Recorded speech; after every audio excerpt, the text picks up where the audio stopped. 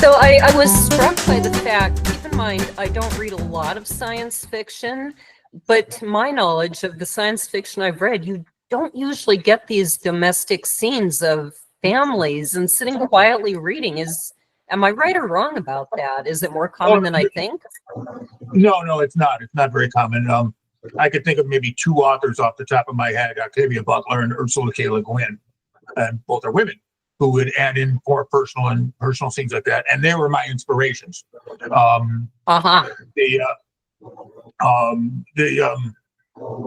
What I wanted is I've got the big epic story. It's got battles, it's got warriors, it's got all the stuff you want. But how does that affect people? There's a character in the book called Ulnak, and Ulnak is a farmer. And in the book, Ulnak the farmer talks to his wife, raises his kid, talks about things going on in the neighborhood, gets a new hitch for his wagon. These are really pedestrian things. People love that character because he talks about the war is over there. Everything's out there. But how does it affect him? How does it affect the village inn? How does it affect going to sell your goods, at the market?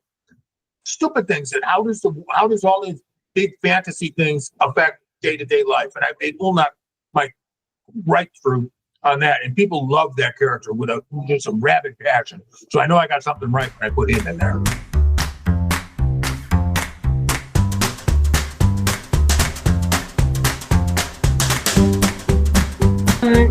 Now, you talk about kind of the PTSD factor of a warrior, and that really jumped out to me that she says you have never talked about it, largely because my dad was in Vietnam when I was born, and had my mother not told me, I never would have had a clue because he never talked about it, never even talked about having been there.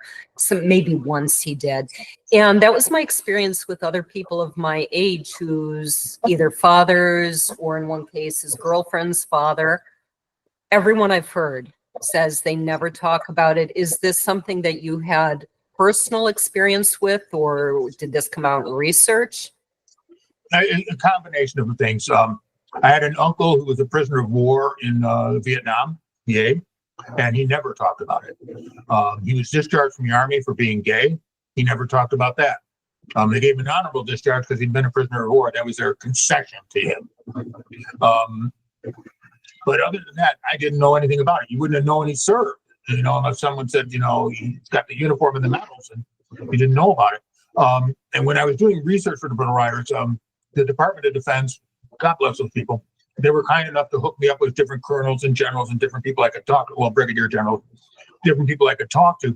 And as you go through it, I wasn't looking for specific things. I didn't need a specific example of this, that, and I wanted to get a feel for everything. And one of the things I learned really quick was when people come out of the military, especially when they come out of war zones, the military now has things to try and help them talk. They try and get them to the Veterans Administration. They try and get them to talk. But it's really hard because your job up until recently has been kill people. That's not a skill you bring back. It's not like you can go to Walmart and go, "Hi, did anybody killed today?" That's not it's not something you can take with you, and it's very hard. And talking to people, especially when I talk to combat nurses, because they deal with these people when they're laying there bleeding, dying, and the stuff they hear is just incredible. They hear people are giving them, guys don't think they're going to make it, so they're telling this stranger their final wishes. And if I die, tell my wife this, tell my son that, tell me this, tell me, and so they have all these secrets and stuff that come with these people, and they didn't share any details with me because that's their, violating a lot of stuff. But I did learn a lot and how they, how soldiers felt and everything. And as time has gone on, I haven't seen that change. So I wanted to address that in the Bill of Rights. I do in the Bill of Rights, and I also do it in Go Free of the Mist, which is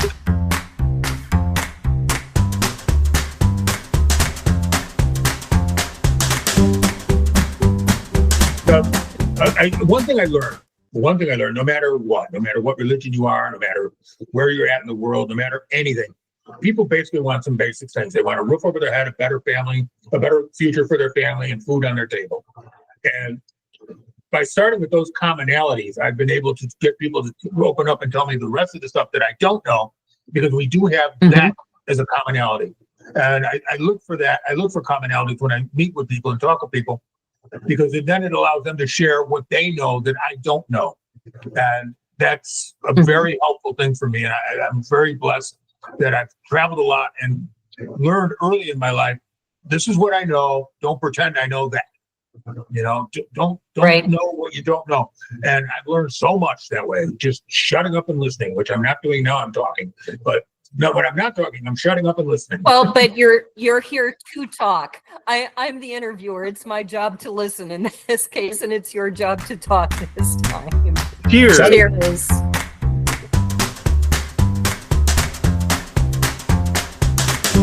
You know, I'm thinking we need to have like an Edward Munch-inspired emoji telling us we've now entered the PG-13 zone of Books and Brews podcast. Right. Yeah. Every once in a while, Michael would be like, Laura, we have to keep this very clean. And I think the one time was when I was trying to describe the meal we'd had, and it was round things made of octopus. I couldn't think how to describe it. He was like, oh no, now we've lost our clean rating. That was You know, it's funny. Yes. When I was putting this up together to read for you today, I actually tried to filter it so it'd be PG-13 and under, because I wasn't sure where we were going with the show. Because some of my stuff goes way over the top. But all right, I think we came close. And right. I do try and stay very G-rated. And when I first read this, I was like, okay. And part of the reason I really wanted it to stay very G-rated was because I taught music lessons to lots and lots and lots of kids. And I didn't want to tell the parents, yeah, I'm doing this podcast, and then have them let their kids listen to something that they went, what did you just have my kids listen to? So I was very careful. I haven't taught in a few years since we've been taking care of sheep and things. So anyway, I was, with yours, I felt like it was really a parody. Now, you said of young adult novels, but it seemed to me it was a parody of online gaming or Dungeons and Dragons. Well, plus I also have to offer that once I found a cocktail called the Bosom Caresser, we were going to have to do this. The beginning of it is kind of a online gaming rip off, but the actual story itself is definitely all young adult fiction. Whether it's just a lot of the YA stuff that's out there, they package it as young adult, like 13-year-old kids, and then you actually read it and you're like, they just took out some of the blatant adjectives because everything else is right there. You know, like I joke about her having implied sex over and over and over again. Because that's what they do in young adult books. It's like, and Bob pulled open his pants, fade to black. And Janie opened her blouse, fade to black. It's all this implied stuff. And it's like, with the kids, they get it. You know, they know what Bob and Jane are doing.